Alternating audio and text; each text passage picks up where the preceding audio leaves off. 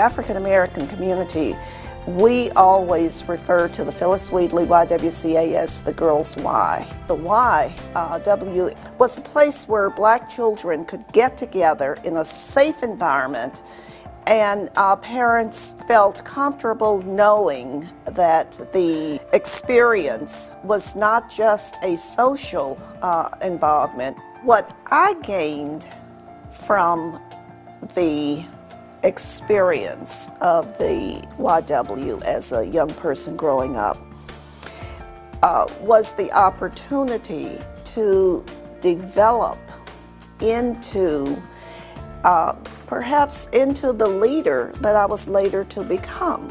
When I first became involved in the Y, we were stretched. We had a building that didn't meet our needs. We had a board that represented some elements of the community very well and others not so much. We were committed to diversity, but after the Phyllis Wheatley YWCA merged with us, we sometimes had trouble figuring out what that meant. I think there's always been and continues to be a real need for institutions, and the Y is an institution. I'm a big believer that women need someone to speak for them, and I think the Y has been a very consistent voice as well as providing a lot of needed services. It has a tradition, it has a legacy, it has a history of caring about women, caring about women's needs. Today, I see the Y as being able to do anything it decides it needs to do. I think we have grown and become stable, and we certainly have changed our image in the community. Both of us, especially my mom, but me too, have been here long enough to see this organization go from one that was struggling to pay the bills, and sometimes paid them late, for months in a row, but managed to get them all paid, but that was the level we were at, to an organization that's stable. Our staff knows they're going to get paid every month now. But we still operate with that desperate level a little bit, that environment of every penny has to count. Our donors have given us this, and we have so much need here, and that's one of the things that draws you to an organization. You want to be part of the team that's doing so much with so little.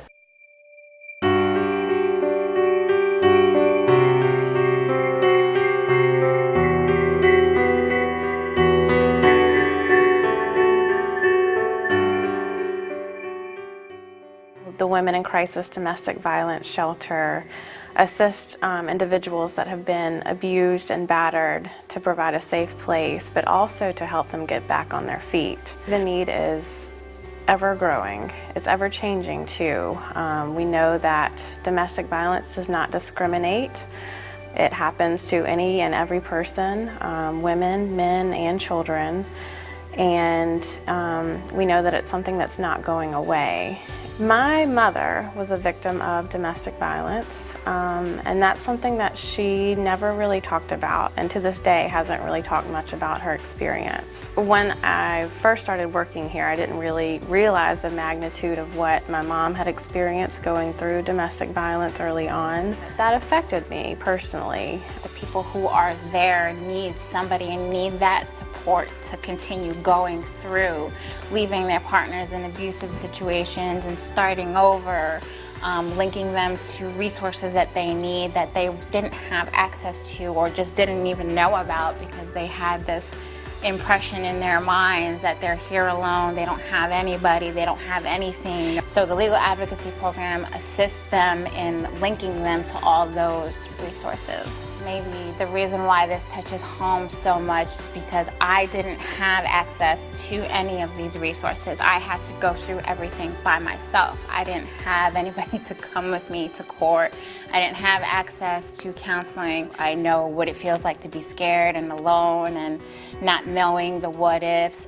So really just being there and being supportive the best way that I can, I feel like I'm making a difference. We're empowering women by allowing them to become self-sufficient, allowing them to go to work, providing means for their families. They'll be able to drop their kids off, go to work, and not have a worry about their child throughout the day. They're not worried about their child being left at home alone. We also assist them with their homework. We do reading programs. I was one of those kids that was raised by the before and after school programs. They taught me how to tie my shoes. They taught me how to read. They taught me how to write. They taught me how to interact with other children. To me, that's warming to know that I'm able to make a child feel safe and secure and overcome certain obstacles that they've already faced at 4 and 5 years old.